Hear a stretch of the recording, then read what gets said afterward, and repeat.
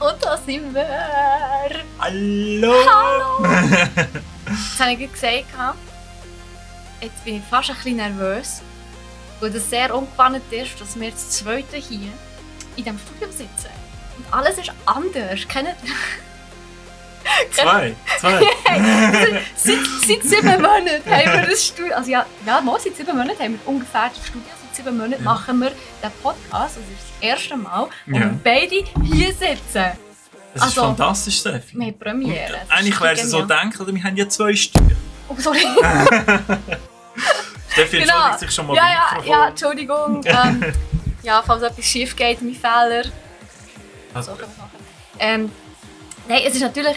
Also ich sage eigentlich, die Stühle sind zwar vielleicht bequem, aber hure breit. Also nebeneinander hier sitzen ist echt eine Herausforderung. Das kann ich nicht sagen. Wir sind jetzt einfach festgehackt, da können wir nie mehr weg. Wir müssen arbeiten bis ans Lebensende hier und streamen. 24/7. Sag das nicht laut, sie sagen noch ja. Das wollen wir noch weg da bleiben. Ja. Das weiss nicht, ob ich das will im Fall. Wird auch ein bisschen viel werden. Ja. Wie machen wir es mit dem Schlafen? Essen, ein bisschen. Ja. Im grossen Geschäft haben wir Nein, oh Gott, ich muss willen. Windeln! Windeln! Ganz viele Pampers, genau ein Container nur für uns. Holy shit. Ja. Ja. Aber yes, schön bist du mal wieder da, Siri. Schön bist du auch da, Steffi. Ja, ich bin immer da, Mandy. Ja, das stimmt. Du nicht? Ich nicht immer. Also ich bin schon da, aber nicht da im Stream. Nein, du bist ich bin noch im Büro. Ja, genau. Oder bei dir. Ich bin eigentlich nur immer am Lego zusammen. Normalerweise, ja. Genau. Das ist echt schon ein geiler Job. Ja, Tito, du kannst ein bisschen in die Kamera lächeln, dich mit Leuten unterhalten und gamen. Also ich meine, das ist auch nicht schlecht, oder? That's all I do. That's all I do. Es ist ja nicht so, dass wir noch andere Sachen machen müssen. Nein, ich will. Nein, ja, das. Ich muss wählen. Nein, aber... Schlimm wär's. Schlimm wär's. Das wäre geil, aber nein, die Wahrheit entsprechen. Ja. Aber... Sobald du Gaming in deinem Jobtitel hast, habe ich das Gefühl, du bist ganz einfach. Ja, mal kurz noch Exkurs, bevor wir im Podcast gehen. Wie ist das so mit Männern? Haben die das Gefühl, sie müssen dir schreiben, weil du games? Hey, ich bin auf der Suche nach einer Nerdfrau. Ist das schlimm als Frau, wenn man gamet? Vielleicht nicht so schon. Nicht mehr so als schon? Ja, okay, aber letztens hat mir wieder einer geschrieben, tatsächlich so, sie sei die Traumfrau und er würde mich gerne kennen. Dann denke ich mir so, Alter, du kennst mich gar nicht, wie kannst du sagen, dass ich eine Traumfrau bin? Einfach nur, wo ich zocken, oder was? Also, ja, ich glaube, die Kriterien bei den Gamern dort, also bei einem kleinen Teil von diesen Gamern, ist wahrscheinlich schon, meine Traumfrau muss gamen und dann ist eigentlich all the boxes ticked, oder? Aber ganz ehrlich, bei mir ist es fast ähnlich. John? Ja, ich habe einfach gesagt, mein Freund muss einfach gamen. Ja. Weil sonst versteht er mein Hobby nicht. Ich habe mal einen Freund, der mein Hobby nicht verstanden hat, das ist schon viele Jahre her. Ja. Und das war echt ein Problem. Also mit eben Freizeit planen oder nicht verstehen, warum du so viel Zeit investierst? Das, aber nicht nur einfach allgemein das Thema Gaming. Sag mal, am Wochenende oder am Abend oder so, wie er gezockt hat, das hat er nicht verstanden. Er hat es nicht verstanden. Aber wenn er über seine verschissenen Autos geredet hat, habe ich dann mega interessiert zuhören. Ja. Ja, wir machen ja hier keine Beziehungstipps-Podcasts. Wenn es auch ein Format könnte sein, natürlich, ja, verkuppeln von Gamers und Gamerinnen. Hey, das wollte ich mal machen, vor Ewigkeiten schon. Das wäre echt cool. So ein Nerd-Bubble oder so. Ja. Bumble? Bumble, ja. Genau. Hey, das noch weiss. Besser als Tinder. Scheinbar, ein Kollege ist voll am Abbumbeln die ganze Zeit. Das ist schlimm. Du kannst nichts mehr machen mit dem. Letztes Jahr haben wir irgendwie Satisfactory spielen und er war die ganze Zeit nur am Swipen. Ja, ernsthaft? Ja, ist er so verzweifelt? Eigentlich nicht, aber er findet es einfach cool gerade. Okay. Ja, ich finde andere Sachen Deep cool. Dive. Okay, kann man machen, wenn du keine Hobbys hat. Ja. Oder wenn man sonst nichts besser zu tun hat, wie Gamen. Ja, du weißt, musst verstehen, er war 10 Jahre in einer Beziehung, oder? Und jetzt ist er natürlich vogelfrei, wenn man das so verwenden kann, aber ja, er genießt es gerade. Ist auch okay. Piepen, ja, genau. Alles wird zensiert jetzt. Nein, Piepen wegen vogelfrei. Also. Aha, ja, okay, gut, ja. Du bist so unschuldig, Steffi. Ja, Absolut unschuldig. Ja. Gut. Yes, aber eben, wir haben gesagt, wir wollen ja unseren Gaming News Podcast machen. Von dem her, ja, hier sind wir. Ich würde sagen, wir machen nochmal schnell unsere obligatorische Ansprache. Meine Damen und Herren, das hier wird, sobald ich das Go gebe, eine Podcast-Aufnahme sein. Das heisst, wir zwei werden einfach quatschen, uns gegenseitig und euch Sachen erzählen. Das heisst aber gleichzeitig, dass wir nicht wirklich auf das eingehen können, was ihr im Chat schreibt. Ihr seid natürlich trotzdem herzlich eingeladen, euch einen Senf dazu zu geben, Fragen zu stellen. Hoi Sarge. Das war das beste Intro ever. Aber das ist schon genau das. Genau so Sachen kommen dabei raus, wenn man zusammen im gleichen Raum sitzt. Ja, das ist so also wir sollten das eigentlich fix ab jetzt. Ja. Es ist so ein Unterschied, wo es bricht halt einfach komplett ein. Das ist ganz anders. Ja, genau. Und beide sind der gleich guten Qualität. Ja! Wobei zum Schneiden ist noch fragwürdig, ob es einfacher oder schwieriger ist. Also, was sicher einfacher ist, wir werden uns nicht die ganze Zeit, also wir werden uns nicht so viel reinreden, wie wenn man ein bisschen zeitverzögert ist. Ja, was natürlich zwangsläufig der Fall ist, wenn man online aufnimmt. Und vom Schneiden her, wenn wir uns gegenseitig reinreden, das kann ich natürlich nicht rausschneiden. Oder ich weiß nicht, ob euch das aufgefallen ist, aber Nico ist so ein Spezialist. Wenn er zulässt und nebenbei noch andere Sachen macht, dann macht er immer genau. Hat er in dieser Lautstärke? Ja. und das muss ich immer rausschneiden, weil es ist so random platziert. Dann aber Nico, möchte ich gerne natürlich. Und ich freue mich auch wieder mit dir einen Podcast aufzunehmen, sobald du wieder da bist. Aber eben, das nächste Mal bist du auch hier vor Ort, wo es easy lustig. Und von der Lautstärke her, Sarge, wenn du da bist, von der Lautstärke her ist es etwa easy, oder? Also man hört uns beide gleich gut. Ja, also wir versuchen eigentlich beide so ein bisschen in den gelben Bereich hineinzukommen. Ja. Es ist also ein cooles Minigame. Vielleicht muss ich noch ein bisschen so auf diese Seite. Wenn es noch irgendwie Punkte gibt, hey, das wäre mich nicht an, Mann. Hey, sorry, ich wollte ja auch ein bisschen Platz haben. Das ist kein aus dem Rahmen. Das ist genug Platz! Es ist eigentlich ein bisschen rutschig. Nein, ist gut. Baby Grogu ist auch noch mit dem Start. Das sieht man schon nie. Nein, nimm mir den Grind davor. Ja, wir die unterste Reihe noch müssen befüllen mit Sachen. Was hat das so beschissen ausgesehen? Ja, sonst will man noch sehen, wie ein trostloses Studio wir haben, oder? Es ist nur das ausgefüllt, was man normalerweise im Stream sieht, alles andere ist beschissen. Die Lautstärke von beiden Stimmen ist gleich, man kann aber schon noch Feinschliff machen. Ja, das... Machen wir das anders? Ja, mache ich dann bei Post-Production. Post-Production. Man hört, dass es ein Studio ist. Inwiefern? Also es hallet, oder was? Aber ja, um meinen Satz oder meine Monologe noch fertig zu halten, ihr dürft jederzeit euch selbst zugeben zu dem, was wir sagen. Ihr dürft Fragen stellen, ihr dürft Kommentare in den Chat schreiben. Wir gehen sehr, sehr gerne ganz am Schluss nach unserer Aufnahme noch so 10 bis 15 Minuten, je nachdem wie viel ihr schreiben, auf das ein. Also von dem her, feel free to give yourself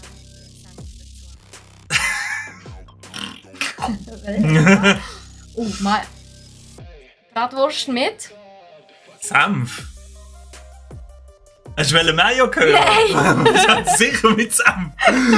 Oder mit Ketchup? Nein. Wenn schon Ketchup Mayo. Ja. Aber nein. Mayonnaise mit Senf. Mayonnaise mit Senf. Mayonnaise mit Senf? Ja. Die in Eis, alles in Eis. Hey, das ist geil. Es hat also wachsig gekochtes Ei mit Mayonnaise mit Senf. Das Beste, sage ich euch. Ja, und hoi Martin. Hallo Martin. Das ist kein Audio-Engineer, aber da geht Ja. Jetzt kannst du ein bisschen rausstehen, es regnet. Was? Wie random ist jetzt das bitte? Es breche ihm um die Hitze, es sei so warm. Aha, ja, der Martin wohnt aber irgendwo, wo es heißer ist als bei uns. Ja. Ist gerade auf der Philippinen. Bei uns ist was haben wir hier vorher? Jetzt steht hier nach. Vorher hat es regnet, es ist 19 Grad oder so. Nicht so warm.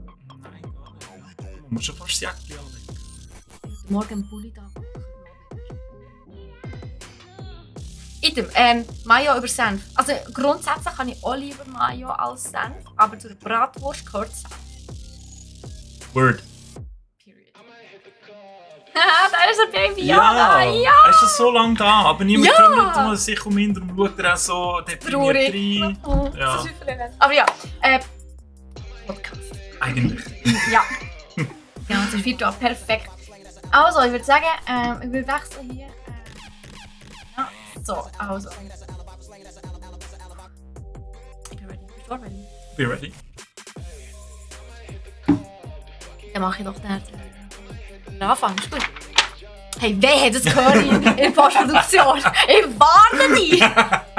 Nein, ich mache nichts, ich mache so. Nimm dein Blatt und tu es jemand anders her. Nein, ich brauch's. Es ist mein Blatt. Okay, ja, und damit herzlich willkommen zu Episode 26 von Buff Crit Loot, dem Gaming News Podcast von brack.ch.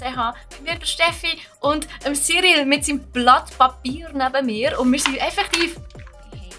Wir sind das erste Mal seit 7 Monaten, also seit es den Podcast gibt, seit 25 Episoden, sind wir das zweite hoch in unserem Streaming-Studio. Es ist ein fantastisches Feeling. Es ist wunderbar. Es ist ganz, ganz anders, wenn man nebeneinander sitzt, als wenn man über PC und Headset und Mikrofon miteinander connected ist. Es ist wirklich einfacher, lustiger. Ja, wir haben schon jetzt vorher schon den Gaudi gehabt. Ja, man spürt wirklich den Vibe von dem nebendran. Also ich finde, wir machen das jetzt immer so und dann ist das immer so witzig und lustig. Einfach wird es wahrscheinlich immer später, wie dass wir mit dem Podcast anfangen. Nein, ich finde, wir sind sehr gut drin vor Gut. Aber hey, wir haben auch das Mal natürlich wieder super Themen mitgebracht für euch. Gemäss Buff Crit Loot haben wir ein paar Sachen für euch ausgesucht. Einerseits, auch wenn es nicht mit Gaming zu tun hat, wollen wir natürlich über die neue Netflix-Serie Sandman reden. Wir haben Fastest Frontier. Das sagst du, von dem erzählst du nicht. Ja. Wir haben Digimon Survive, Way of the Hunter und Fortnite ist mal wieder in unserem Buff-Thema. Ja, mal schauen, was das rauskommt. Ein bisschen Crit haben wir natürlich auch. Und zwar einerseits Hogwarts Legacy, dann haben wir Spider-Man Remastered und Stray. Ja, der hat mich richtig verstanden. Stray ist Crit. Und ich würde sehr gerne erzählen, warum ich Stray in Crit rein tue. Aber Steffi, Stray in Crit? Ja! Das geht doch natürlich! Bin ich gespannt. Ja, kannst du wirklich gespannt sein. Und natürlich im ganzen Schluss noch ein bisschen Loot. Das ist aber hauptsächlich der D&D bezogen. Was es alles sicher. Neues gibt, Pen and Paper Stuff und Shit, das ist das Thema. Aber wir starten mit The Sandman. Und ich weiss, du hast The Sandman nicht gesehen. I know it. Ich jetzt live. Ich tue auch nicht. Nein, ich tue nicht spoilern. Du wirst auch nicht live spoilern. Okay. Nein, ich tue nicht spoilern. Ich möchte einfach ein bisschen erzählen, was The Sandman ist und warum es sich durchaus lohnt, die Serie auf Netflix zu schauen. Ich werde nicht spoilern. Ich werde nur ein bisschen auf Charaktere eingehen, aber so, dass man eigentlich auch nicht mehr weiß, als nicht geschaut. Und das macht das Sinn. No, egal. Auf jeden Fall. The Sandman basiert ja auf den Comics, also es sind wirklich mehrere Comic-Bands von Neil Gaiman. Und alles in allem sind es etwa 3000 Seiten. An Comics, die da verfilmt worden sind in The Sandman.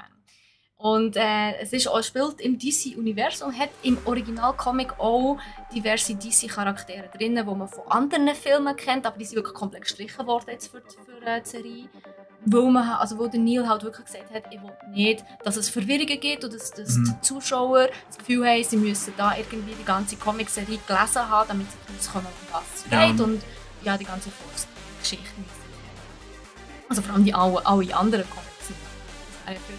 Ja, sonst muss man Infinity nochmal neu verbinden. Ah nein, das ist zwar nicht DC, das ist Marvel. Aber ja, fast das Gleiche.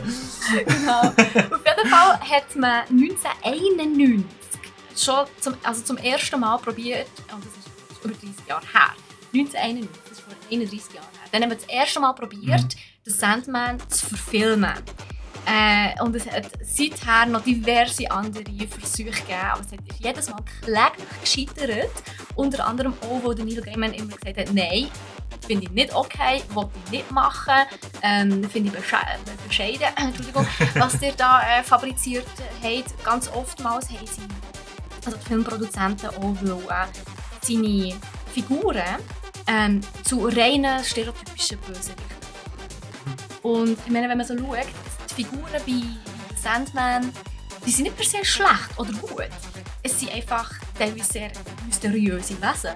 Ja. Ich meine, unter anderem haben wir eine Figur, die aus The Dreaming, das ist die Traumwelt, wo durch Morpheus, also die Hauptfigur, der Sandmann, eigentlich der Herrscher darüber ist. Und aber in der The Dreaming, der Traumwelt, hat es natürlich Wesen, wie eben Träume und Albträume. Und der Corinthian ist ein Albtraum und der holt eben ab. Aus The Dreaming. Er ist in der echten Welt unterwegs. Und er ist halt einfach sein natürliches Wesen in der echten Welt, aber nicht ein klassischer Bösewicht in diesem Sinn. Ja. Okay? Ich wollte nicht noch mehr darauf eingehen, was er macht also in der Real Life. Das kann ich wirklich ans Herz legen. Also in The Waking, wie es genannt wird, in der Serie. Das ist The Dreaming und The Waking. Also die echte Welt heisst The Waking? Genau. Okay, also eben, es ist ja so, für uns ist es zwar die echte Welt, aber eigentlich ist es ja einfach die Welt, während wir wach sind. Und The Dreaming ist die Welt, während wir am Träumen sind, aber wegen dem ist sie nicht echt. Also es ist nicht weniger real als The Dreaming. Und heisst der Morpheus von Matrix jetzt so wegen Neil Gaiman? Das weiss ich nicht. Okay. Kann sein. Andere Kann Handlung, gut, aber ja. Aber es kann sehr gut sein. Und er hat ja verschiedene Namen. Also The Sandman, Lord of The Dreaming, Dream und habe ich Morpheus schon gesagt. Und eben The Sandman. Also all diese Namen, das ist eigentlich die gleiche Person und das gleiche Wesen in diesem Sinn. Und ich finde, klar, es hat natürlich immer gewisse Abweichungen von einer Vorlage und einer Verfilmung. Und man merkt extrem den Einfluss von Netflix in dieser Serie. Weil es ist sehr Netflix-typisch, haben sie sehr viele Charaktere angepasst. Ja. Also Dream selber finde ich ist sehr gut gelungen. Er ist wirklich so bleich, schwarze strubbelige Haare, so ein bisschen hager, immer einen schwarzen Mantel. Er läuft immer sehr düster rum und sieht immer ein bisschen angewidert aus. Aber sehr gut drauf. Okay. Und vor allem, und das ist wirklich, Leute, bitte macht mir einen Gefallen. Wenn ihr den Sandman schaut, schaut es bitte auf Englisch und nicht auf Deutsch.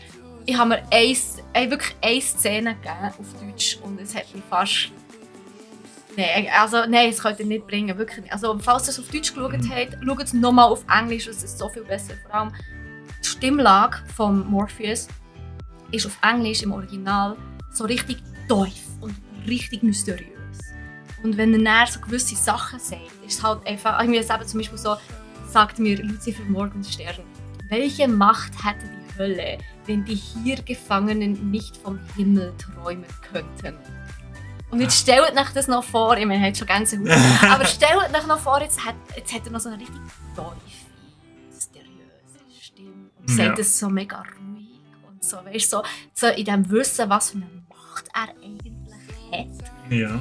Und jetzt kommt der deutsche Synchro daher und er hat einfach eine ganz normale männliche Stimme, die ein bisschen hoch ist und es klingt, als hätte er seinen Stimmbruch nicht gehabt. Das ist so, nein, das ist wirklich schade. Wirklich, also wirklich, geben sich auf Englisch, es ist allein von der Tonlage von Morpheus her lohnt es sich einfach. Ja, ich habe es schon ein bisschen angetönt, eben Lucifer Morgenstern, Lucifer Morningstar kommt auch drin vor, in der Serie. Und wird tatsächlich von einer Frau gespielt. Und zwar von Dings. Wie ist sie?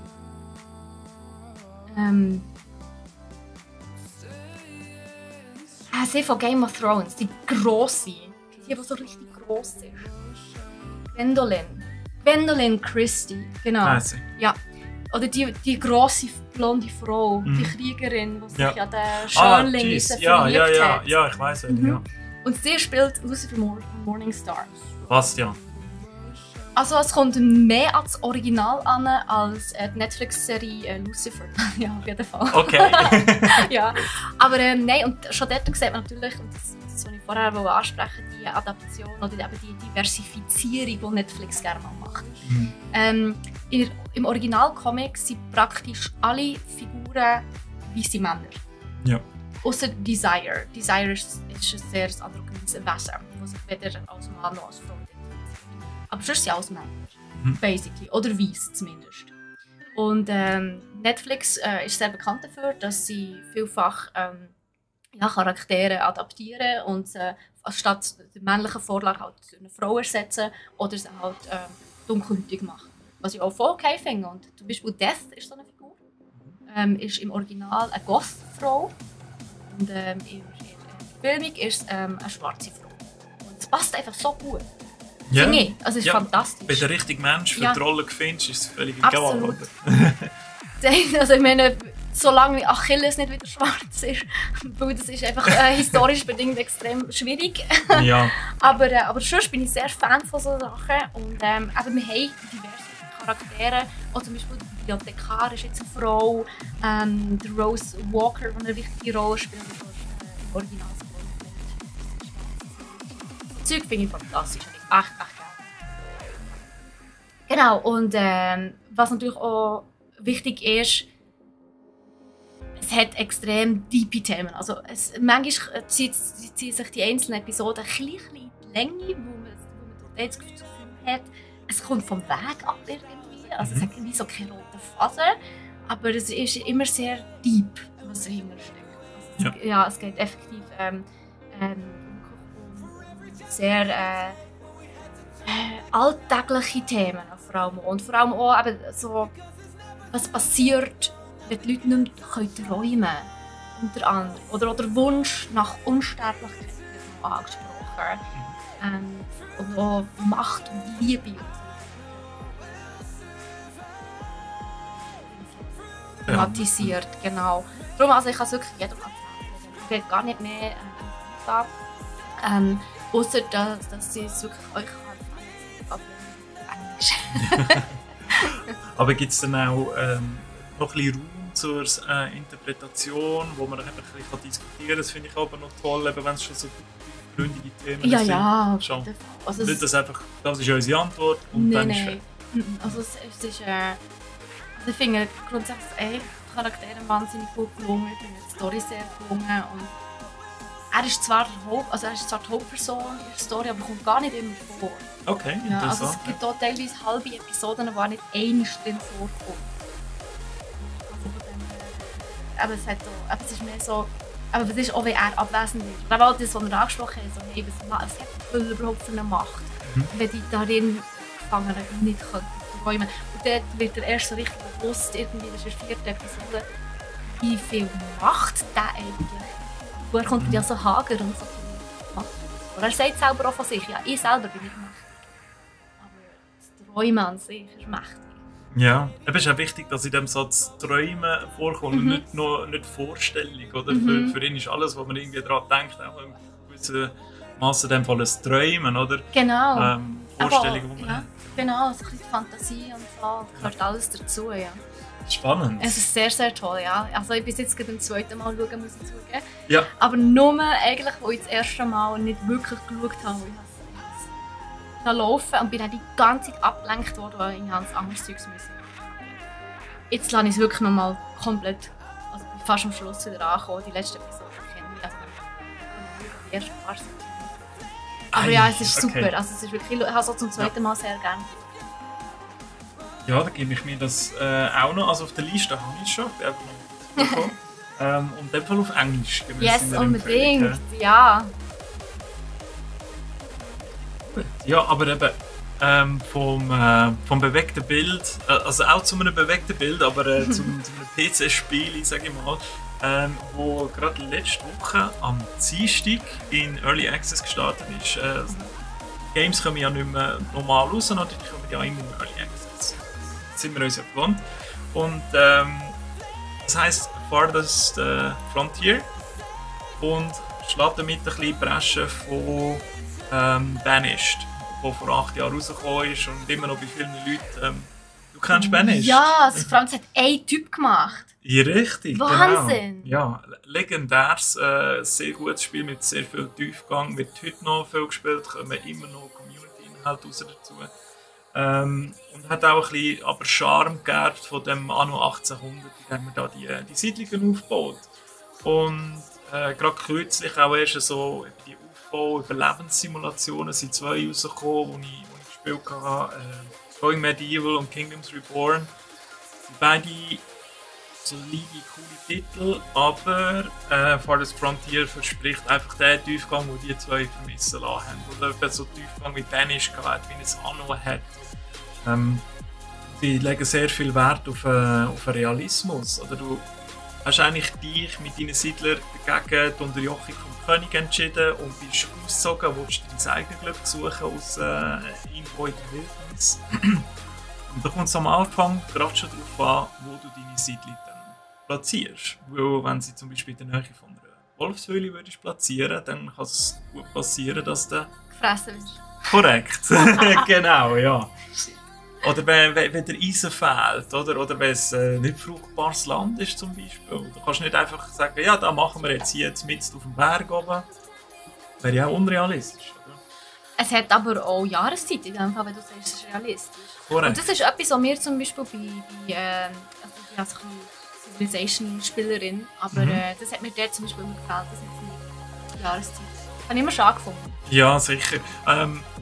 Müsste man halt nachher diskutieren, oder inwiefern würde das Gameplay von Civilization beeinflussen. Ich könnte mir das vielleicht vorstellen, dass Einheiten weniger weit könnten durch den Schnee laufen. Das wäre noch cool. Oder dass sie Ausrüstungen bräuchten zusätzliche. Genau. Oder dass man müsste also Wärme produzieren noch zusätzlich. Genau, oder wie Frostpunk. Genau. Richtig, ja. Und das hat es jetzt halt hier bei Farthest Frontier. Oder ihr müsst vorausdenken, hey, jetzt kommt der Winter, ihr müsst richtig viele Ressourcen zur Seite legen, weil sonst kommen wir einfach nicht durch. Und das geht dann nachher noch weiter mit der Bewirtschaftung vom Land. Also ich könnte nicht immer genau die gleichen Sorten Mais, sage ich jetzt mal, auf dem gleichen Fleck Land anbauen. Dann ist das Land irgendwann einmal einfach tot, da gibt es keine Nahrung mehr her. Oder? Darum dort abwechseln. Das ist sehr realistisch, ja. Ja, das und der Dünger dazwischen, oder? Wenn man es echt macht. Ja. Es hat dann nicht nur eine Krankheit. Ich finde, das haben wir so, oder? Stimmt, ja. Ja, in den Games, eure Bewohner sind krank. Ja, cool, danke. Crazy. Wow, toll, ja. Was denn? Einfach nur der Pfnüssel, oder? Ja, wahrscheinlich. Ja, und hier hat es wirklich... Ja, gut, früher haben sie ja aber ein bisschen Verkältung sterben. Es war egal, was sie hatten, sie sind gestorben. Aber weißt du, sie sind ansteckend, speziell ansteckend oder nicht? Muss sie in Quarantäne tun oder können sie gleich arbeiten? Genau, richtig, ja. Wenn die Nase rumläuft, oder, dann musst du sicher arbeiten. Ab aufs Feld! Ab aufs Feld! Ja, und eben so, wie ihr nachher startet mit diesen Siedlern in dieser Wildnis und ihr euch ein Plätzchen dort gefunden habt, gibt es natürlich sehr viele Ressourcen dann, abzugraben. Und wechselnde Bedürfnisse der Bewohner. Kommt auch ein bisschen Sims dort rein. Also jeder Bewohner ist einzeln. Nein, also du kannst ihn nicht lenken direkt, so wie bei Going Medieval. Aber sie haben eigene Bedürfnisse, sie haben ein eigenes Alter, sie haben ein eigenes Mini-Inventar. Gott. Also, das finde ich eben auch cool, oder? Die Ja, müssen nicht, wenn sie Hunger haben, wieder zurücklaufen. Aha. Sondern sie haben etwas dabei.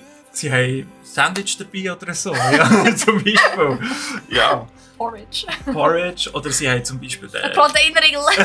Genau, ganz wichtig. Ja, schön mal draussen beim Pickeln vom Eisenerz mal 900 Gramm Proteine drücken. Das hilft. Ja, oder sie haben Schuhe, weißt du? Schuhe erfunden? Nein, Sorry! Am Anfang hast du keine Schuhe. Oder sie sind durchgelaufen. Stimmt. Und dann hast du dann gute Schuhe, dann laufen sie auch schneller.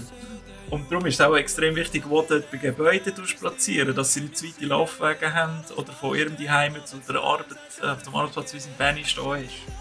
Und aktuell gibt es 43 Berufe, es gibt 59 Gebäude. Wie bitte? Ja, wie viele 43 Berufe. Was ist denn das? Also Schuhmacher, Leckerschli-Dingsler, Metzger sicher, Jäger, Feuermacher, Koch. Ja, also eben, dann hast du nur schon den Förster, dann hast du den Schreiner, den Zimmermann wahrscheinlich, also alles Mögliche, das dann in die gleiche Ressource hineingeht. Und dann brauchst du gleich immer noch die normalen Arbeiter, die es hertragen. Also es verspricht extrem viel Tiefgang. Und was auch noch an 1800 erinnert, es hat aktuell 4 Gebäudestufen, Zivilisationsstufen nennen wir es jetzt mal. Und je weiter das geht, desto mehr Bedürfnisse, wie bei uns auch, oder? Wenn es uns gut geht, dann... So nach der Maslow'schen Bedürfnispyramide aufbauen. Irgendwann weiss sie sich selber verwirklichen. Wow, wunderschön, wunderschön gesagt, Steffi. Ja, also ich weiss nicht, inwiefern das mit der Selbstverwirklichung ein Thema also ist. Ich weiss ja nicht, wenn ich dann über König wäre, würde ich sagen, nein, du bleibst Bauer. Sicher nicht, was fällt dir ein? Ja. Was du hast Anerkennung, nicht mit mir. Also wäre auch witzig, wenn sie dann einfach mal ausziehen und ihre eigene Siedlung gründen. Ja. Aber dann Und dann selber König werden. Ja. Und dann greifen sie die an und nehmen deine Siedlungen weg. Und dann... Wow, das pitch move! Also, wirklich mal interessant. Wäre interessant, ja. Aber eben, das ist seit letztem Dienstag. Haben wir das mal Access auf Steam, etwa 30 Franken kostet. Nur für PC. Macht doch wenig Sinn auf Konsolen. Ja. Nein, aber ich versuche es jetzt am Wochenende, habe ich richtig viel Zeit und will so schön springen und mit voller Qualität kann ich mir gefallen die Spiele sehr. Ja, ich bin auch so ein bisschen Fan von so Civilization-Aufbauspielen. Und gleich, sobald es eben zu detailliert wird, schreckt es mich das recht ab. Aber vielleicht, also aus dem Grund, wo ich halt einfach wie nicht so viel Zeit investieren für das Game, um wirklich jedes Detail zu verstehen. Das ist dann auch so ein der Grund, warum ich so Spiele dann eher auch meide. Ja, ich kann das auch völlig nachvollziehen. Es gibt in diesen Spielen ja immer so einen Knackpunkt. Wenn ich gerade jetzt an das Anno denke, wo nachher einfach so viel zu machen ist, dass du noch weiterkommst. Oder im Civilization, wenn du in der Moderne bist, dann hast du so viele Städte und Einheiten, wo irgendetwas machen musst, dann geht es immer länger. Aber bei Civilization ist es noch easy, wo es ist nicht so detailliert. Es ist echt oberflächlich, um ehrlich zu sein. Aber wenn es jetzt so detailliert ist wie jetzt Farthest Frontier. Hey, der Name, also das ist kein guter Name aus, ja, das ist wirklich nicht schrecklich. Aber dass es natürlich so detailliert ist, also da musst du wirklich auch viel Zeit nehmen, weißt, zum verstehen, was eine Funktion macht, wie sie miteinander spielt, also interagiert, ob irgendwo Symbiose herrscht, oder ob etwas sich gegenseitig ausspielt. Und da musst du schon recht dedicated sein und dich auf das Spiel committen, wo du verstehst. Ja, nee, also wenn du einmal eine Woche mal für eine Stunde spielst, dann kommst du nicht rein in das Game. Nein, und du willst es ja nicht perfektionieren. Also der erste Durchgang, da wirst du eher verrecken. Das ist eigentlich schon prädestiniert bis wenn es so ist wie Ben ist, ja, definitiv. Das ist meistens so, ja. Ja. Aber du hast gleich nachher, wenn du so Games gerne hast, auch das Bedürfnis, um das zu mastern, also zum eben zu perfektionieren. Und dann hast du enorm viele Stunden. Aber auch, ich meine, die Leute lieben das, kann ich absolut nachvollziehen. Go for it, das ist dann echt fantastisch, wenn du so detailverliebt bist. Okay. Ja. Und nur noch geschwind zum Rahmen noch abstecken, also es ist dann echt Zeit, es ist nicht wie es passiert. Nicht, dass da noch irgendwelche Missverständnisse aufkommen. Dadurch entscheidet sich dann doch schon mal an. Ich denke, das Civilization. Ja. Aber ich glaube, wir entwickeln das Gespräch weiter. Schöne Überleitung zum nächsten Thema. Punkt der Entwicklung. Ja, ich habe eine Frage. Hast du noch eine Frage? Ja, eine Frage. Serie. Team Pokémon oder Team Digimon? Digimon. Digimon! So gut! Ja, leb deinen Traum! Leb deinen Traum, denn er wird wahr! Ja, fantastisch! Ich habe Digimon immer so viel mehr gefeiert als Pokémon. Allein von der Story her. Ich so, als Teenager oder basically noch Kind in die Welt hineingezogen wirst. Ja, das ist immer so faszinierend. Ja, sind wir ehrlich, so einer der heimlichen Träume, die jeder Gamer hat, ist so heimlich, also ist so, dass er so in eine Gaming-Welt, in so eine Fantasy-Welt hineingezogen wird. Ja. Ja. Kann ich bestätigen. Ja, absolut. Kommt ein bisschen darauf an, welche Welt. Aber. Ja, natürlich. Aber gleich so irgendwie also Witcher oh nein. Also klammheimlich wünscht sich das doch irgendwie jeder. Ja. Von dem her, ja, Team Digimon, absolut. Und es hat aber schon diverse Digimon-Games gegeben. Und jetzt ist aber ein Neues rausgekommen. Oder kommt jetzt sogar raus, ich glaube, es ist noch ein Projekt, es ein paar wenige her, es geht gar nicht mehr. Es heisst Digi... Hey, das müssen wir jetzt gerade rausschneiden. Entschuldigung. Es heisst Digimon Survive. Und ja, es tönt nach einem Survival-Game, es ist aber kein Survival-Game. Also klar, man muss überleben, das ist der Hauptinhalt allgemein von Digimon. Du wirst in die Welt hineingeschrissen und du musst überleben, basically mit nichts. Außer deinem Digimon. Außer deinem Monsterverbündeten, wie sie es so schön nennen. Genau. Und es ist ein Digital Novel. Also ein Visual Novel. Also da würde man mich jetzt eigentlich laut hören seufzen, aber ich lasse jetzt mal. Warum? Also Digital Novel ist einfach bei mir... Ja, bei mir löst es mich auch so ein bisschen... Ja. Du musst schon genug lesen bei Games, Ja. da will ich nicht nur ein Game, das ich nur lesen muss. Ja, und es ist wirklich etwa 80% lesen. Aber es ist Digimon. Aber es ist Digimon. Es hat auch ein Kampfsystem, aber das ist extrem basic. Also jeder, der schon mal ein rundenbasiertes Kampfsystem in einem Game gespielt hat, zum Beispiel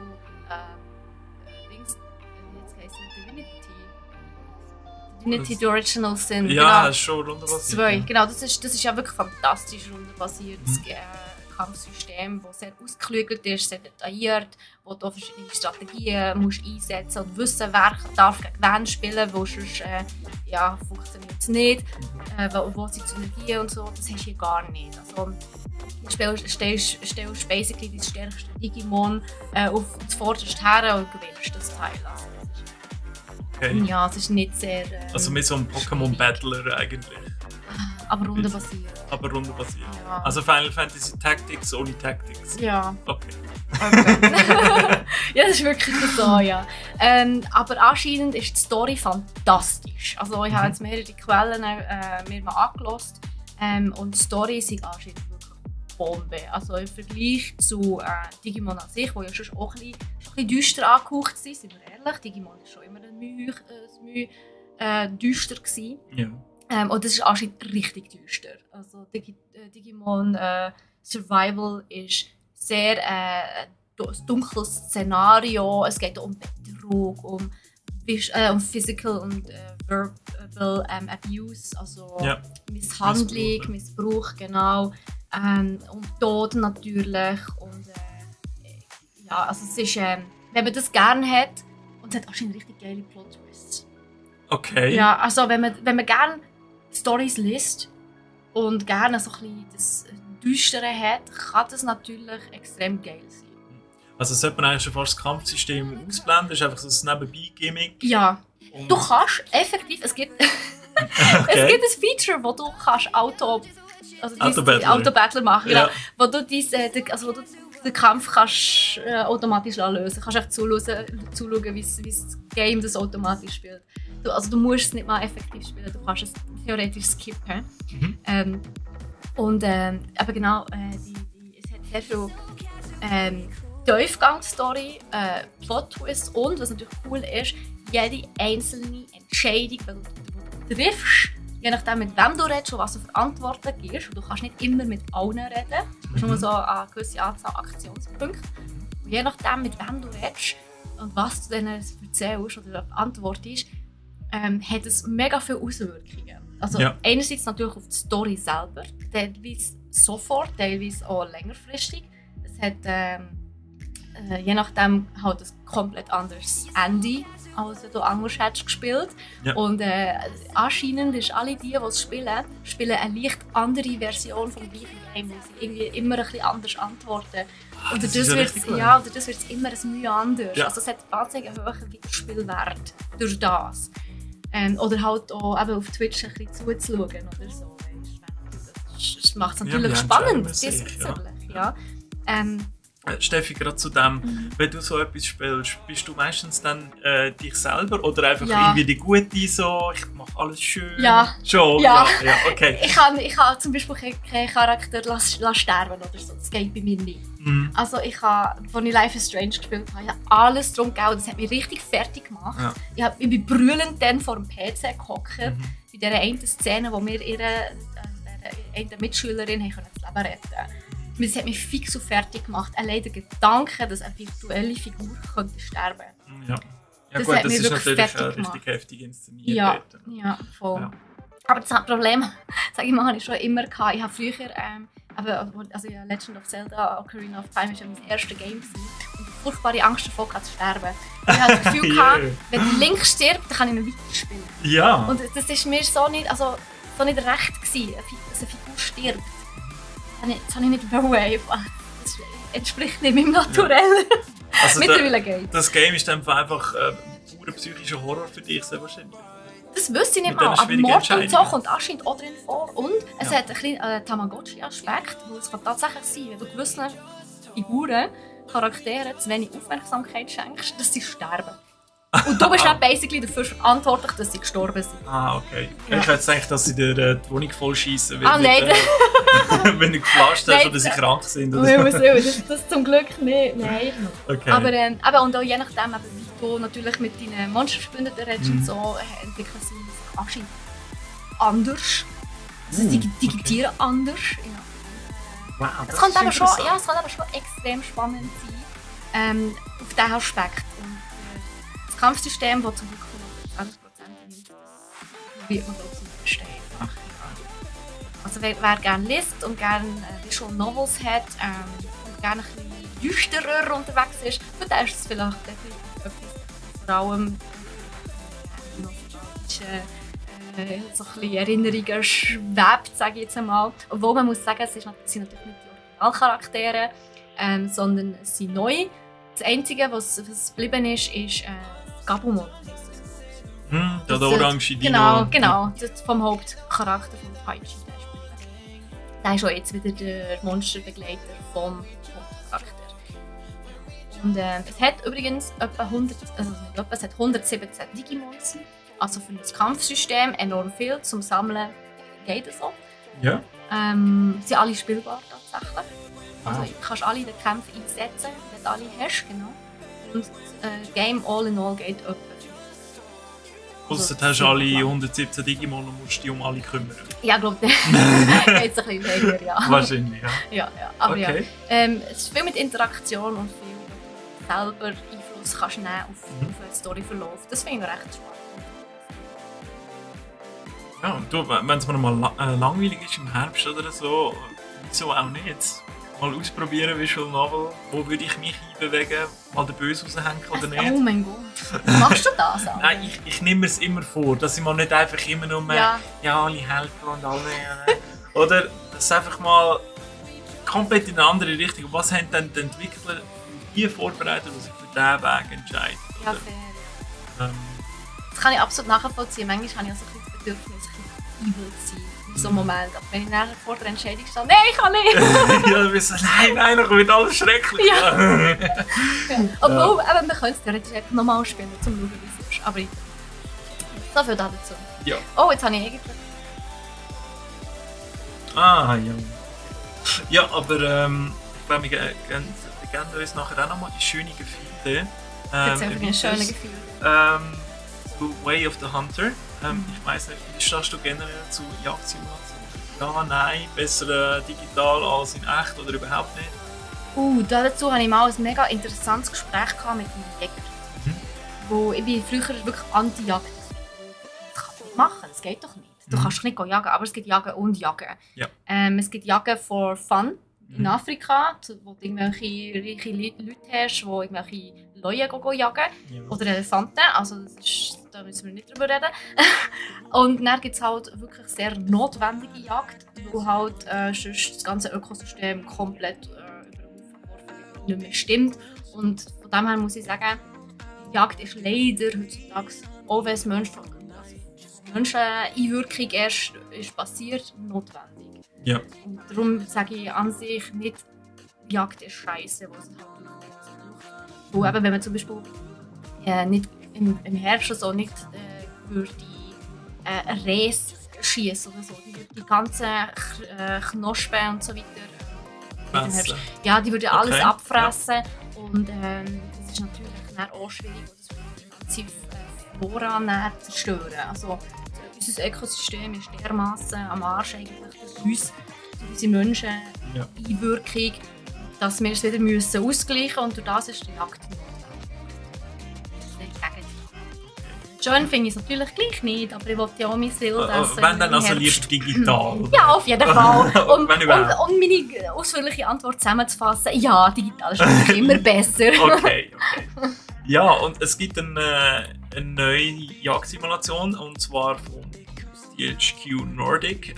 Die haben sich ein Entwicklerstudio mit insgesamt 55 Entwicklern reingeholt von Bratislava in der Slowakei. Die heißen Nine Rock Studios. Und die haben sich der neuen Jagdsimulation verschrieben. Braucht ja wieder ein bisschen frischen Wind in diesem Genre rein. Also Hunter Call of the Wild ist jetzt gerade das letzte größere gewesen, wo ich auch gespielt habe. Ich glaube, gut gewesen, es ist gehört, brutal gut, du musst Zeit und Geduld haben, aber für das wirst du dann auch belohnt. Zwischendurch habe ich natürlich auch mich angeschlichen mit dem Kollegen, der hat gedacht, jetzt warten wir noch, und ich bin einfach so Das ist kein Shooter! Mann, Siri! Ja, ich weiss, aber zwischendurch hast du mal geschwind wieder einfach ein bisschen durchdrehen, weil es dann aber eben sehr viel Geduld gebraucht hat. Und das ist da nicht anders. Es kommen insgesamt... Also nein, ich muss vielleicht noch sagen, wenn es rauskommt zuerst. Also es kommt morgen, einmal für uns jetzt morgen. Also am Dienstag? Am Dienstag, 16. August kommt es raus. Und es kommt mit 2 Gebieten. Die sind 144 Quadratkilometer groß. Also mehr als doppelt so groß wie ein Gebiet wie Call of the Wild.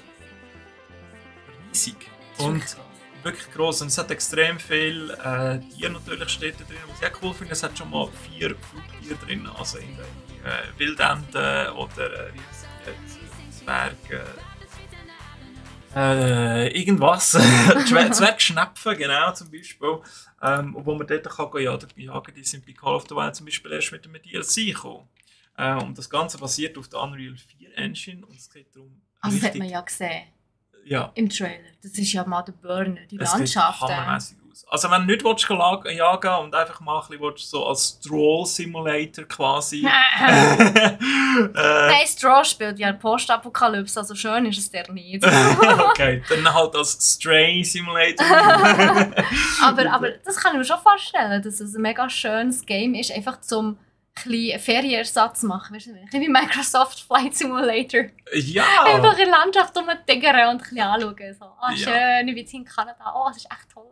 Genau, und das Bedürfnis soll sich auch ein bisschen decken, darum ist das so schön gemacht. Und Call of the Wild ist auch schön gemacht, aber man sieht ein bisschen, dass es ja in die Jahre gekommen ist. Und jetzt Way of the Hunter ist wirklich ein Sahneschnittchen. Wenn man das so sagen kann. Und man kann es wie Call of the Wild auch im Koop spielen. Und da macht es natürlich noch viel mehr Sinn. Ja, das ist natürlich nice. Weil da kann der eine die Lok, wie sagt man denn, die mechanischen Gerätschaften und Hörner zum Tier anlocken, für die Tiere mitnehmen, und der andere nimmt sie für diese Tiere mit. Und dann gehen beide jagen zum Beispiel.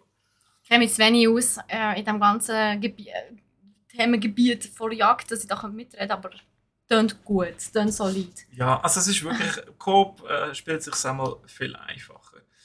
Sie haben da sehr grossen Fokus gelegt auf realistisches Tierverhalten und Ballistik. Einerseits haben sie im Team selber Jäger, aber sie haben auch noch externe Jäger dazugeholt.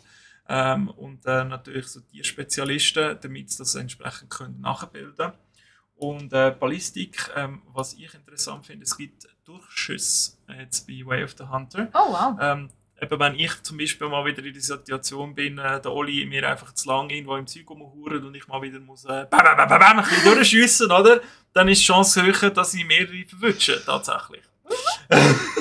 Drück den Daumen, dass du mehrere verwünschst. Ja, einfach, dass das natürlich nicht rausgeht. Das Ziel ist immer noch, möglichst schön und schnell ein Tier zu töten, das keinen Schmerz hat, sofort tot ist, wo man natürlich auch unversehrt die Trophäen nachher bergen kann. Gibt es irgendwie Punkte oder so ein Punktesystem? Es gibt ein Trophy-System, absolut, okay. Ja.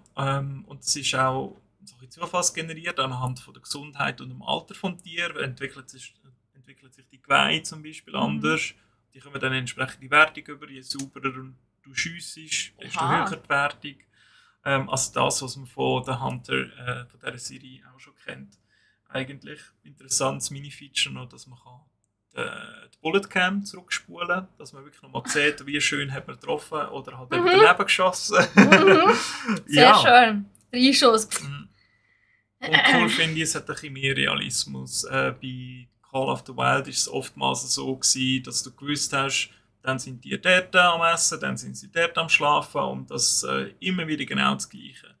Und hier tun sie wirklich ab und zu ein bisschen mehr wieder die Ortschaften wechseln und die Zeiten vielleicht ein bisschen anpassen. Und wenn du an einem Ort öfters gejagt hast, ist es bei Call of the Wild auch ein bisschen, aber dass sie dann auch schneller schon mal in ein neues Gebiet gehen. Und ja, wenn sie genug gegessen haben an einem Ort, dann vielleicht auch länger nicht mehr dort hingehen oder so. Das Zeug muss ja nachwachsen. Genau, das Zeug muss nachwachsen, ja. Und es gibt eine kleine Story noch. Ein bisschen Story hat es tatsächlich drin, wenn man die braucht natürlich. Also es sind ich brauche immer Story in einem Game, sonst macht das für mich keinen Sinn. Okay, gut, ich weiss nicht, wie viel Sinn es dann noch macht für dich, okay. Aber du bist in einem kleinen Jagdunternehmen drin und ja, das hat ein bisschen mit Problemen zu kämpfen und versuchst dich natürlich zu beseitigen. Du hast ein paar Freundschaften, die ein bisschen angeknackst sind und musst die wieder gerade biegen. Durchs Jagen? Durchs Jagen, frag mich nicht. Wahrscheinlich schenkst du ihnen irgendwie so einen Genugkopf und dann ist alles wieder Herz gut. Oder so, ja. Schenke dir mein Herz! Mehr habe ich nicht! Kannst du es haben, wenn du willst. Ja, gruselig, ja. Du musst aber nicht. Du musst wirklich nicht, ja. Hey, ich weiss nicht, die Story in diesen Games, also Call of the Wild hat es auch gehabt, aber schlussendlich ist es ein cooles Nebenbei-Produkt, aber nicht das Hauptmerkmal vom Spiel. Versucht es auch überhaupt nicht. Also, ja, aber ich kann es nur empfehlen, mal reinzuschauen, sicher im Trailer, dass ihr den euch anschaut. Und dann ja, sind wir gespannt, wenn das rauskommt am 16. August. Bin ich froh, kommt da wieder ein bisschen Neues in die Simulatoren rein. Ja. Etwas Neues kommt auch noch in ein anderes Game. In welches Game? In Fortnite. Echt? Ja. Spielst du Fortnite? Habe ich einmal. Das ist eigentlich mehr als ich. Habe ich aber abgeräumt in dem Fall. Habe ich abgeräumt. Ah, glaube dir. Hast du eine Übung von deinem Hunter-Simulator da? Richtig, genau. Ja. Einfach einmal. Nein, Fortnite ist ja sehr bekannt dafür, dass sie mit sehr vielen bekannten Franchises kooperieren. Unter anderem halt auch Naruto und so. Und jetzt haben sie ein neues Franchise, und Star Wars und keine Ahnung, was es alles gibt. Jetzt haben sie ein neues Franchise, wo sie ein Crossover machen, und zwar Dragon Ball. Dragon Ball kommt in Fortnite. Schala hat Schala, sagen wir nochmal. Inwiefern weiss man, glaube ich, noch nicht so wirklich. Es ist erst bestätigt worden, dass es ist nicht mal offiziell bestätigt worden, aber der Twitter-Account von Fortnite hat ein Bild gepostet, wo so ganz offensichtlich der Dings postet ist, der Shenron, also auf dem Bild.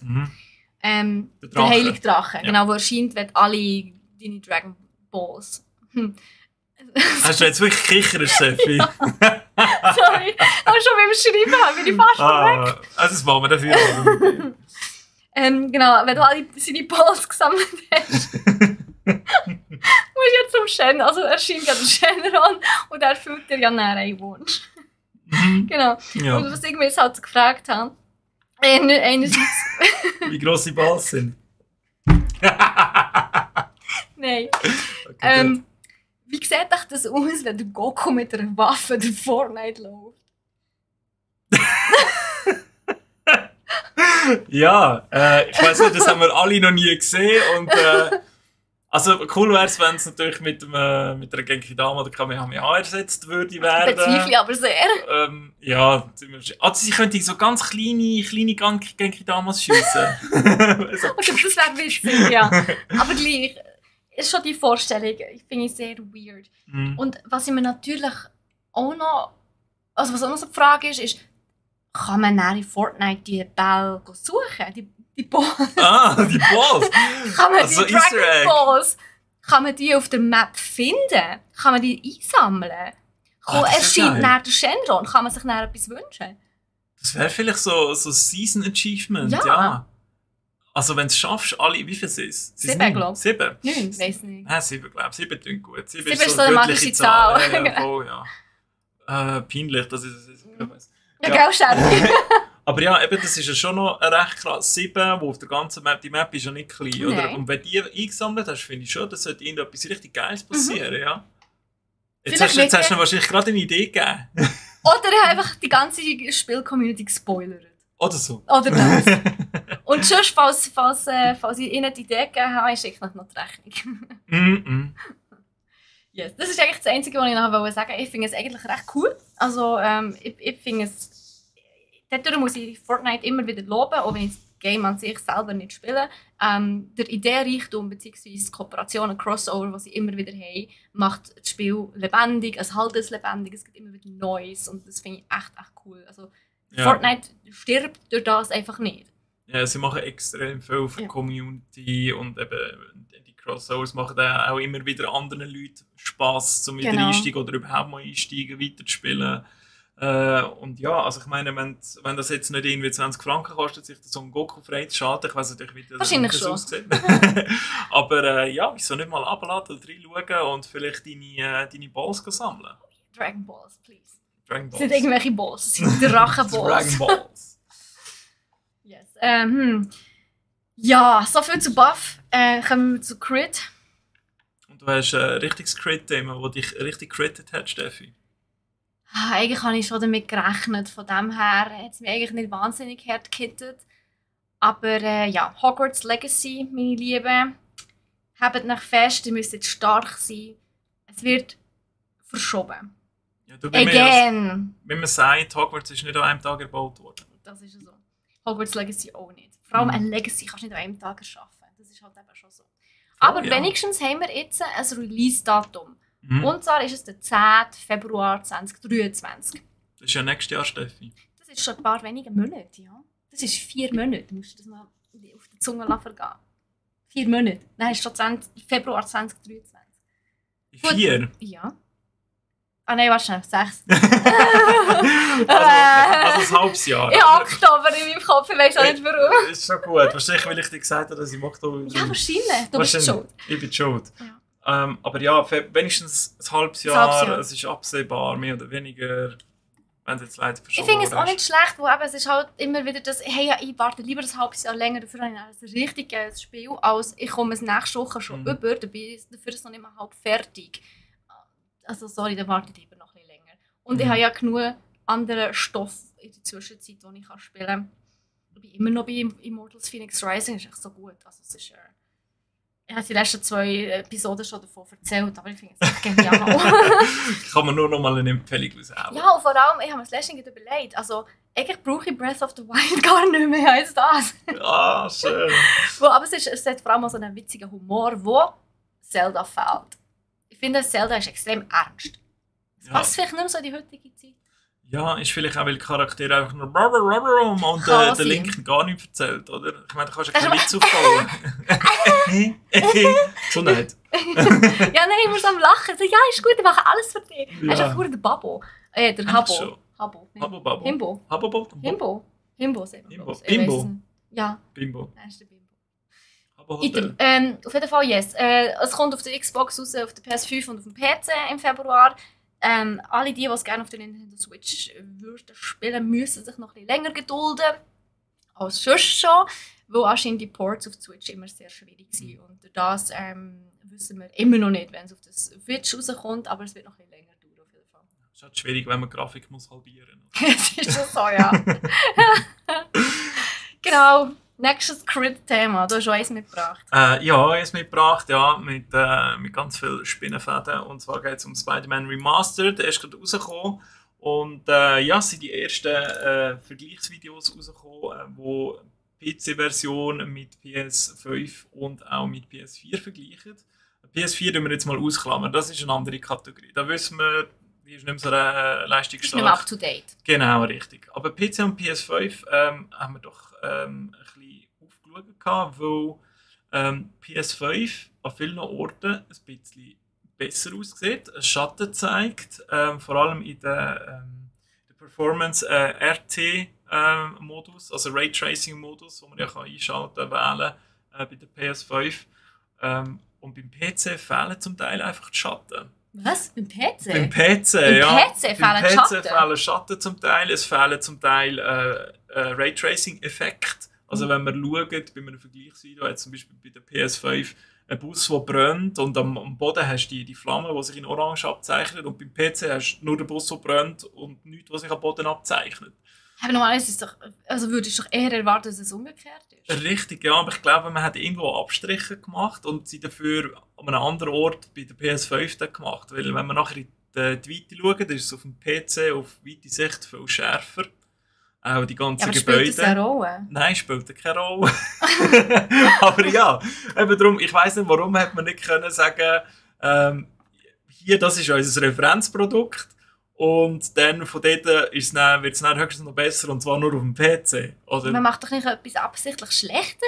Ja, ich sehe es darum auch nicht. Es hat auch die ganzen Framerates, die beim PC zum Teil ein bisschen einbrechen tun, aber es kommt sicher auch auf den PC natürlich an, den er hat. Oder ist es beim Port verloren gegangen? Du meinst, sie haben absichtlich irgendwo Frames geschmissen beim Portieren? Nicht absichtlich, sondern unabsichtlich. Unabsichtlich.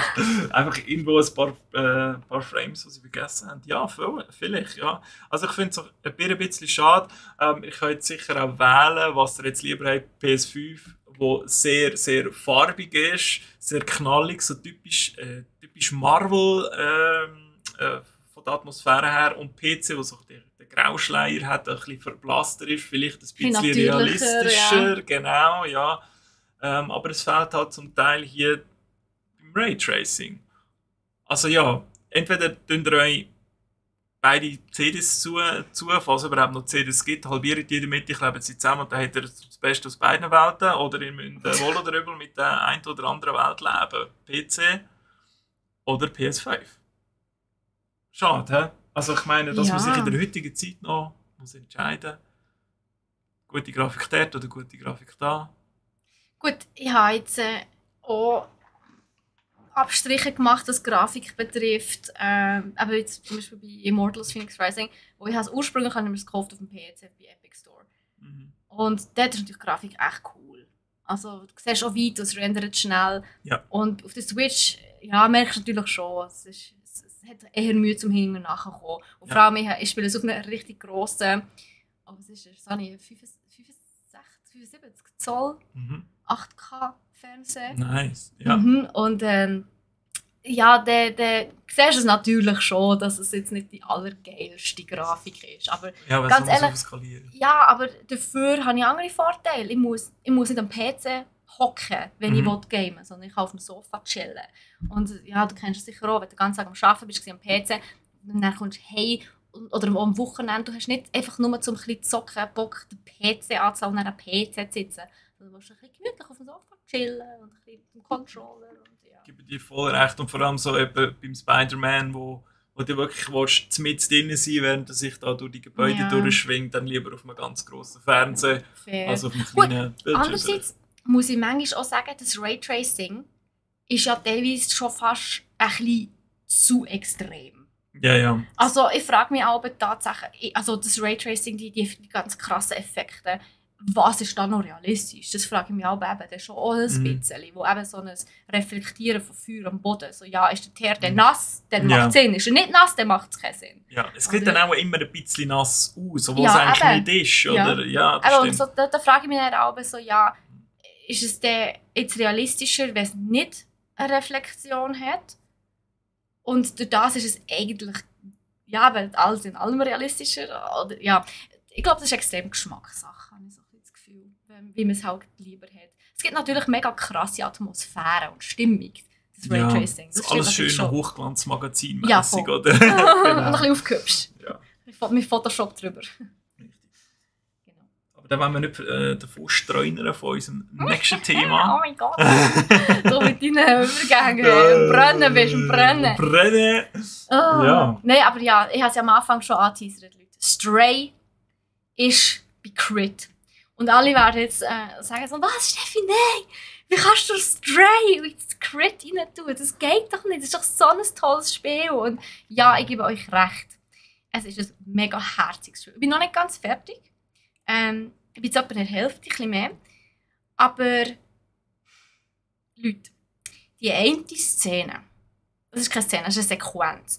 Die eine Sequenz, und ich spoilere euch jetzt hart, also hört weg, wenn ihr es noch nicht gespielt habt und noch wollt spielen. Also man weiss ja, es gibt ja da die Surks, die grusigen Viecher, die im Zeug rumwobbeln, die überall sich so im Sinne von Stranger Things. Okay. Die wobbeln nach dem Boden und greifen die an und fressen die bei lebendigem Live auf. Das ist eigentlich ein mutiertes Bakterium. Aha. Und es macht ja so ein bisschen Sinn irgendwie, das ist ja implementiert worden in der Story, warum man von denen verfolgt wird und so. Und denen begegnet man immer wieder, während man abhaut von dieser Unterwelt, hat ich gesagt. Aber bei der einen Szene, wo man in der Kanalisation ist, warum hat es dort an der Wand, also an allen Wänden, überall die scheiß Augen, riesengrosse, rote Augen, die dich anstarren und verfolgen. Und zwar nicht 2, 3, sondern die Wände sind voll mit diesen Augen. Und du weisst, also du kommst schon in den Raum, also du bist diesen Augen das erste Mal begegnet. Und dann kommst du in den Raum und du siehst schon, es hat überall an der Wand Augenlider, geschlossene. Aber du siehst das natürlich, wo es ja so Augenbälle mit den Lidern drüber. Also es sind so richtige Bubbles. Und du weisst, es sind Augen und du wartest auf einen Moment, wo sie aufgehen und dich anstarren. Grusig. Hey, also wirklich, das sind die schlimmsten 10 Minuten von meinem Leben gewesen. 10 Minuten hast du das aushalten? Nein, ich weiss nicht, wie lange das effektiv war. Aber es ist vielleicht, ich weiss nicht, wie lange es ist gegangen. Ich kann es nicht sagen. Ich habe das Gefühl für die Zeit komplett verloren während dieser Sequenz. Es ist ein paar Minuten gegangen, aber es steigert sich von Minute zu Minute. Und ich bin ja wirklich so kein Fan von Horror. Ich hasse Horror. Ich mache immer, wenn möglich, einen riesen Bogen um Horror. Ja. Aber das ist für mich die Verwirklichung von Horror. Also, es tut mir ja echt leid. Also, das hat nichts in Stray zu suchen. Ich habe mir wirklich einen Moment überlegt, ob ich es so abstellen soll. Dann fand ich, komm, ich bin noch nicht so lange zum Spielen. Vielleicht hört es auch wieder auf. Hast du auch nicht drum herumgehen? Nein, du bist gefangen gewesen, du hast dran vorbei müssen. Und dann bist und dann hast du halt effektiv, du hast die Kanalisation müssen durchqueren auf die andere Seite, wo du dort hast müssen das Tor öffnen. Mhm. Und dann waren sie die ganze Zeit zu gewesen. Ja. Und du läufst aber an allem dran vorbei. Und du rechnest damit jede Sekunde, dass die Augen aufgehen und die anstarren. Und dann tust du natürlich die Mechanismus betätigen, damit das Tor aufgeht. Dann merkst du zuerst mal, es braucht 2 von diesen Mechanismen, die ich betätigen muss, damit das Tor effektiv aufgeht. Drehst dich um und alle Augen sind offen und starren dich an. Perfekt. Und dann, es ist irgendwie ein Wesen, wo dann die Surks, wie man das aussprechen, eben ruft und auf dich schickt. Und dann kommst du natürlich noch in Zeitstress. Das auch noch. Ja. Und du musst auf die andere Seite die 2 Mechanismus betätigen, während die Augen dich von allen Seiten anstarren und verfolgen. Das ist schlimm. Und dann gehst du durch das Tor und hast das Gefühl, du bist gerettet. Ha, denkst du? Nein, es wird nur noch schlimmer. Ja, also das war mein Spoiler. Und das ist mein Crit-Thema und mein Fail vor Wochen gewesen, wo das ist wirklich, das hätte echt nicht müssen sein. Ja, und darum ist bei mir Stray im Crit. Aber nur wegen dem, sonst ist das Herz allerliebst. Ja, also ich denke, eben, man hat wahrscheinlich schon ein andere Vorstellungen, wenn man so an ein Katzen-Simulations-Jump'n'Run-Rätselabenteuer denkt. Sicher. Und dann, eben gerade so grusige Viecher. Also wenn es noch Spinnen wären, wäre es auch noch ein bisschen schlimmer, wäre bei mir zumindest der Fall. Also die Surks sind nicht an sich grusig, es sind so Blobs, die so rumwusseln und die angreifen. Also und klar, du stirbst, wenn sie dich auffressen, aber sie sind nicht an sich grusig. Ich glaube, sie sehen ein bisschen so aus wie die von Halo 2 da. Dort hat es auch so kleine Viecher gehabt. Wie haben jetzt die geheißen? Blobs. Meinigen wir uns auf Blobs. Ja, und das war auch immer dunkel. Da hast du schon gehört, wie sie kommen so. Und dann hin und her. Ja. Ah, schön. Nein, nicht schön. Gar nicht schön, grusig. Ja, aber irgendwie auch cool. Nein! Also ich würde es so witzig finden. Nein! Wenn du dich mental darauf vorbereiten kannst, okay, vielleicht. Aber ich konnte mich nicht mental darauf vorbereiten und es war albtraummässig. Ja. Also als hätte Sandman einen von seinen Albträumen auf mich losgelassen. Mhm. Gold zum Beispiel. Gold. Gold. G-A-U-L-T. Okay. Gut. Also noch nicht gesehen, ich kann nichts dazu sagen, keine Ahnung. Ich sage nicht mehr dazu. Also gut, lassen wir das Thema an und gehen noch über zu unserem Abschlussthema. Lut. Lut. Wie so Affen mit so, Mann. Lut. Gib mir eine Banane! Ja, Ich kenne das so nicht. Aber eine Nektarine kann ich dir geben. ja, ich glaube, nein, ist gut. Sonst haben wir nachher alles da in die Taschentuch drin. Das nicht. Ja, es gibt eigentlich nur ein kleines Thema, und zwar für alle Pen and Paper und D&D und Modellbau Fans, wie ich ja selber einer bin, weißt du. Und wir kommen Ende September auch neue Marken rein über, für die in diesem Thema ein bisschen daheim sind. Die werden Vallejo oder Acrylicos Vallejo sicher kennen. Das ist einfach die Farbe, wenn es um so Miniatürli oder Modellbaufarben geht. Also es ist eine Farbe? Also eine so Marke, eigentlich ist es ein Familienname. Es klingt so. Aber die Marke hat, also die einzigen Produkte, die die Marke hat, sind Farben für die Figürchen anzumalen. Genau. Okay. Ja. Also ich kann auch noch ein bisschen Background geben zu dem, weil der ist sehr cool. Ja, voll. Der Monsieur Vallejo, der irgendwann in dem mittleren 20. Jahrhundert ausgewandert ist auf Amerika über, hat dort einen kleinen Farbladen aufgemacht. Yeah. Und er hat ganz spezielle Farben abgemischt, ohne irgendwelche giftigen Zusätze. Also sie sind alle auf Wasserbasis und die sind extrem flexibel und dehnbar gewesen. Und Disney ist damals dann auf ihn zugekommen und hat gesagt, hey, kannst du nicht für uns Farben machen? Weil die haben ja ganz am Anfang, wo sie noch Filme gemacht haben, haben die auf die grossen Rollpapier drauf gemalt und die sind an der Seite dann immer gebrochen und dann haben sie das wieder neu malen, die gleiche Szene, wie sich die Figur ja bewegen oder? Und mit seinen Farben ist das dann nicht mehr passiert. Und so ist Acrylicos Vallejo, die Familie, eigentlich zu gutem Wohlstand und Ansehen gekommen, weil Disney seine Farben damals unter Vertrag und Zertifikat nachher genommen hat. Und die haben nachher daraus einfach eben viel für Modellbauer und Miniatürli jetzt neu so Farben entwickelt. Und spannend. Die funktionieren einfach mega, mega gut. Und auch sehr oft mit denen malen. Kann ich nur empfehlen. Eben Ende September kommen die ersten rein. Dass sie immer noch in diesem Business sind, mega cool. So ein Ja. Familienunternehmen. Ja, genau. Wenn ich es recht im Kopf habe, die 5. Generation jetzt dann echt. Ah, schön. Ja, also doch, haben sich gut gehalten. Ja? Im schönen Spanien sind sie jetzt aber wieder zurück. Ja. Sie sind wieder retour. Ja, Genau. warum nicht? America's Dream ist halt doch nicht so dreamy. Genau. Ich habe nichts. Laut, Das ist tatsächlich. nicht einmal dein 8K-Fernsehen. Ja, den habe ich mir ja schon vor einem halben Jahr gegönnt. Okay. Wenn nicht sogar, ja. Noch ein bisschen länger sogar. Letztes Jahr war es schon. Im So ist das. September habe ich mir den gekauft. Das ist schon ein Weile her. Aber immer noch froh drum. Gut. Ja, und wie?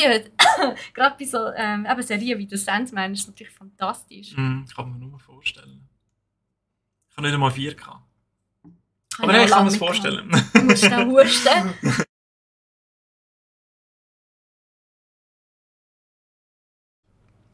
Ich bin wieder...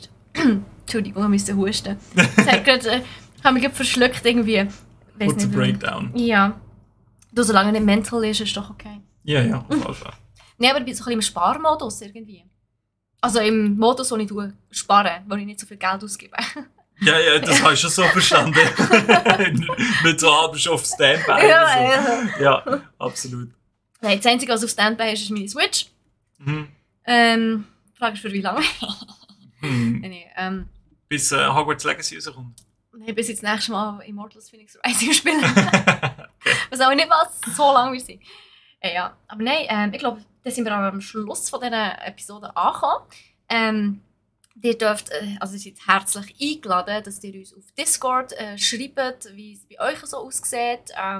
Ob ihr zum Beispiel eben mega auf Hogwarts Legacy im Warten seid und mega enttäuscht seid, dass es jetzt so lange noch geht. Ob ihr werdet eines von diesen Games, die wir jetzt besprochen haben, werdet spielen, ob ihr es eventuell schon spielt oder eben, ob ihr den Sandman zum Beispiel geschaut habt und wie es euch gefällt. Und wenn ihr natürlich unseren Podcast mit 5 Sternen würdet bewerten, würden wir euch da auch einen virtuellen Kuss auf die Pobacken geben. Und ja, dann wäre es das für uns. Ja, ich sage. Merci vielmals fürs Zuhören. Merci, bist du da gewesen, Cyril. Und du hast Danke den Nico vielmals, ersetzt. Nächstes Mal ist der Nico wieder da. Da wird er freuen. Da sind wir zusammen im Studio. Hast du gehört, Nico? Ja, ist jetzt Pflicht. Ja, er ist jetzt so informiert worden durch den Podcast, dass er am Montag muss ins Büro kommen. Gut. Genau, aber hey, merci vielmals fürs Zuhören. Wir wünschen euch eine wunderschöne restliche Woche und bis zum nächsten Mal. Tschüss zusammen. Tschüss zusammen.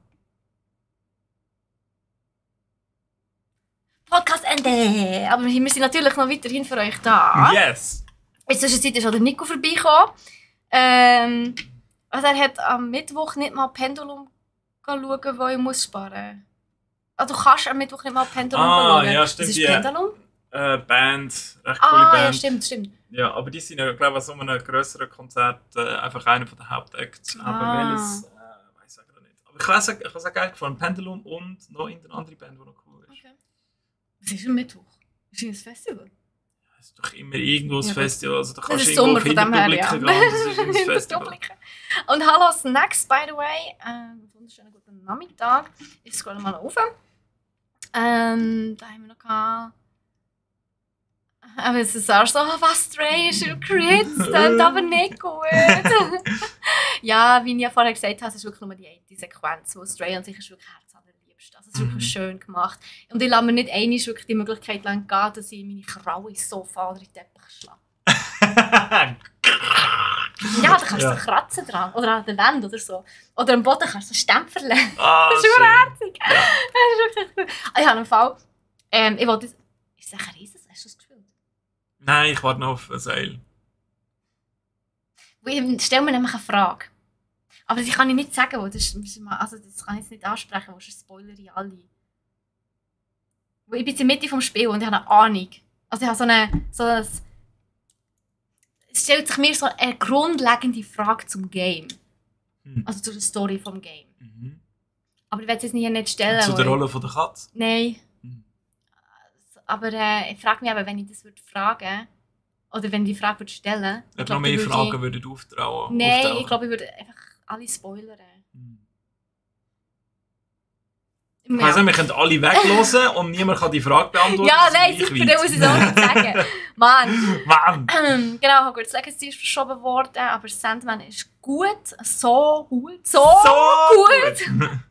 Das ist doch schön. Ja.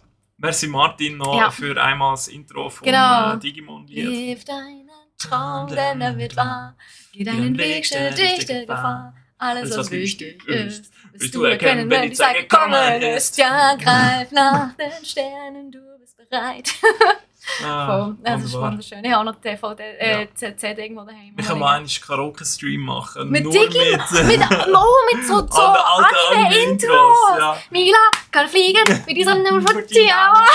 Ja. Das wäre fantastisch. Ich glaube, das haben wir letztes Mal im Kleinbausteine-Stream haben wir auch schon so ein bisschen... Das ist so gut. Das wäre wirklich genial. Und ja, die Hintergrundmusik ist noch gelaufen, aber es war nicht so weiter tragisch, weil die hört man ja in der Aufnahme sowieso nicht. Ja, jo. Und die YouTube-Videos sind ja eh alle gemutet, von dem her. Nicht so tragisch. Die Nico ist am Einkaufen. Ja, er ist am Einkaufen und hört diesen Podcast und hört nur so «Habo, Babo, Bimbo, Bimbo». Ist natürlich auch immer gut, ja. Sympathisch. Voll. Ich finde, wir haben das gut gemacht. Ja, es war geil. Ja, hat richtig Spaß gemacht. Aber das muss man schon sagen, es ist schon etwas anderes, wenn man nebeneinander im Studio sitzt. Jetzt muss man vielleicht einfach schauen, das nächste Mal effektiv, dass wenn wir es so machen wollen, dass man vielleicht den Tisch dreht, dass man vis-à-vis voneinander... Ja. Also muss man schauen, wie es mit der Audioqualität ist. Die Audioqualität wäre sicher cooler, ja. Da müsste ja jeder irgendwie eine Kamera haben oder so, müssen wir das noch reinschneiden. Also, das ist schon witzig. Ja, mal schauen. Das ist auf jeden Fall besser. Ja. Da können wir uns, glaube ich, einig sein. Ja, es ist viel einfacher. Man kann viel besser miteinander interagieren. Das ist schon so. Man kann sich ja auch schon anschauen. Ich meine, schon die Blicke sagen, ja, sprechen ja Band. So. Vielfach. Hör jetzt auf, von Durchschüssen so zu reden. Ihr habt es gesehen, das habe ich nicht gemacht. Nein, von dem her... der Mustafa hat noch geschrieben, das Yeti-Mikro, also das hier, hat so einen Modus, wo sie eben vis-à-vis Audio aufnehmen. Ja, es hat eben viele, du siehst es vielleicht, im Moment haben wir den Rundum-Modus drin. Halt, weil wir eben, ja, von so, was ist das für ein Winkel? Sagen wir einfach so, sagen wir diagonal. so 120 Grad. Ja, es ist einfach, ja, es ist nicht so ganz, es ist weder 180 noch, ist es von der gleichen Richtung. Darum habe ich jetzt den Rundum-Modus 3 Tage, genau. Aber ja, wenn man natürlich vis-à-vis voneinander sitzen, ja, dann könnte man das wiederum machen. Dann wäre es besser. Wenn man ein bisschen die Nebengeräusche ein bisschen eindämmen, ja. Ja, genau, genau. Dein Papier zum Beispiel.